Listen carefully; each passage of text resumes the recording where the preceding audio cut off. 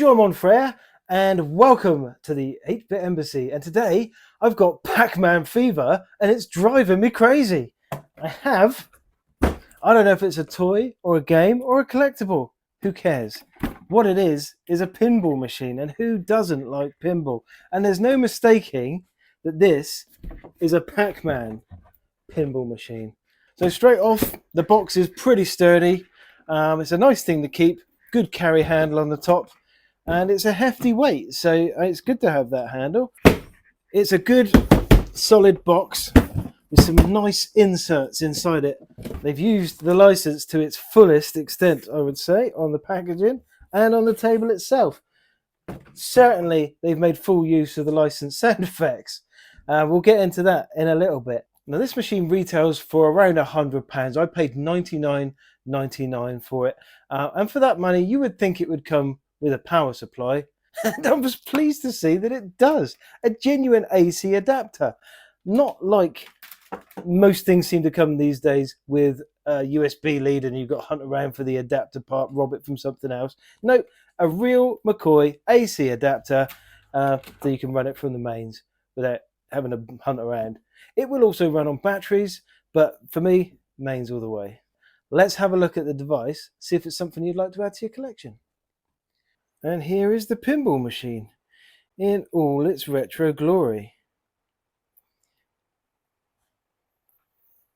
Now, you can see it's a pretty well made thing. It's obviously plastic, but it's heavy. So that means there's something good going on inside. And it certainly feels solid when you're playing it.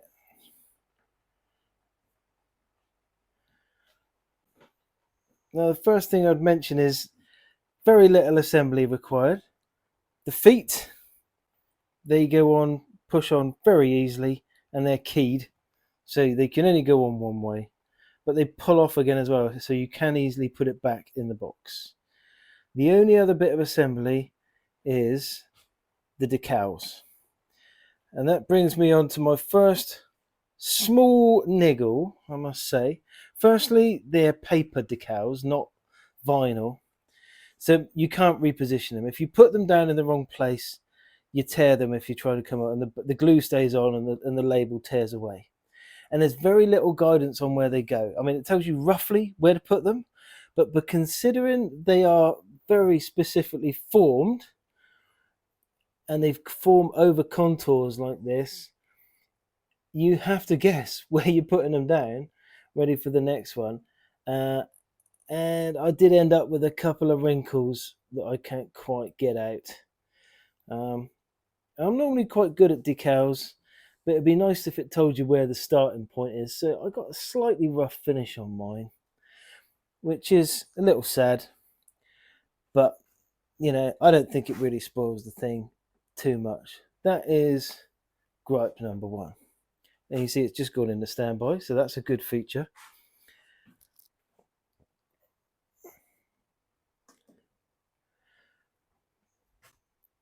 Now, once the device is plugged in, all you have to do is turn it on. There's only two modes.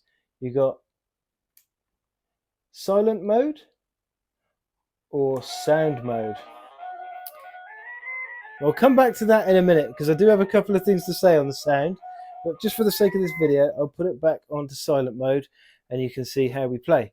So it'll just run a little demo mode like this. Eventually, in a couple of minutes, it will go to sleep. That's obviously a battery saving, energy saving feature. So you couldn't just keep this on indefinitely in the background as part of the games room ambience like you might with another pinball machine.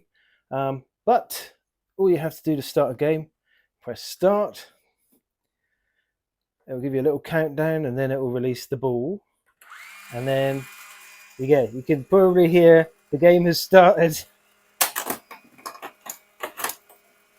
And well, I'm not the best at pinball. In fact, I'm the worst in my house. But there is something about a proper game of pinball. I mean,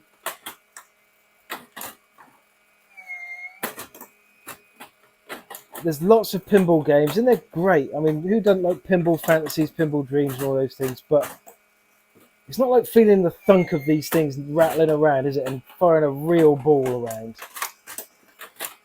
When we brought this home, everybody in the family wanted to go, and we were trying to beat each other's score, and it was really addictive. And it's so satisfying to make these events happen. Yeah, see, I definitely more practice. Luckily, unlimited credits. But it is extremely fun to play and addictive. So I'll try not to get carried away while we're doing this video.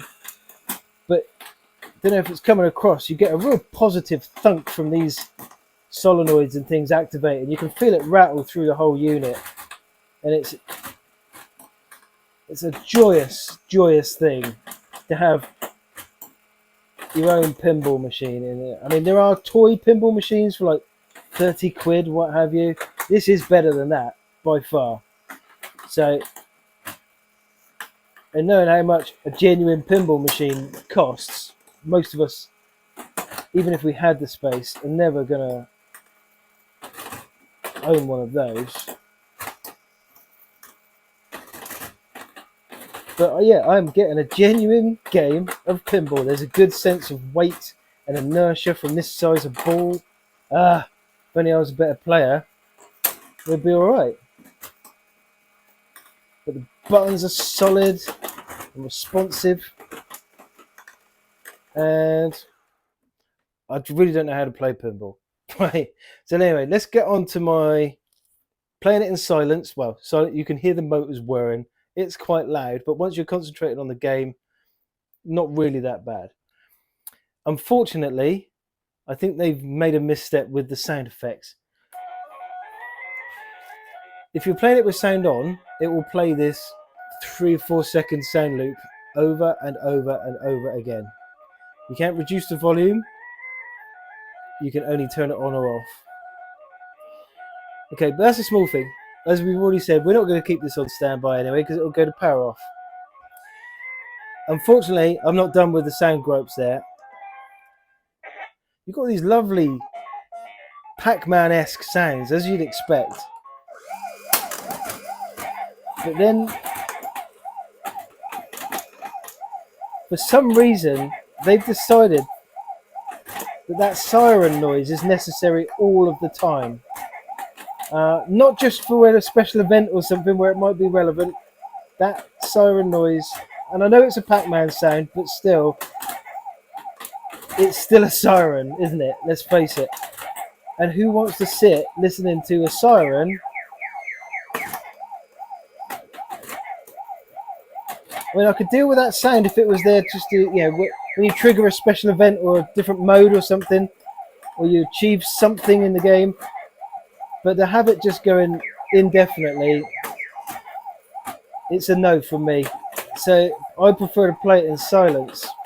But that's just my personal preference. But that noise will grate on you after a short amount of time. And it's such a shame because I'd like to have the sound effects, just not the siren. I want to keep going. See if I can beat the family high score. So that's another good feature of this system. It does remember the high score, even if you've unplugged it. So right now I'm trying to beat my son's score.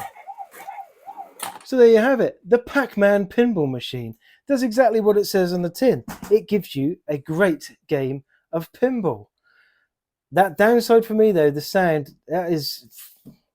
I really wish they'd given a bit more thought to that because that does kind of really does take a star off of it for me. But that could just be me getting old. Retro games are known for their annoying noises. But there we go. It looks fantastic in the games room. Looks great on the shelf. Everyone who comes in is going to want to go on this. Probably 10 goes. And then before you know it, you've got a competition going on. There is nothing like genuine pinball. You got the heft of the ball, the thunk of the machines. You can feel it going in the machine. It's a great thing, and I do think it's more than just a toy. It is an excellent display piece. Just take care when you're putting those stickers on.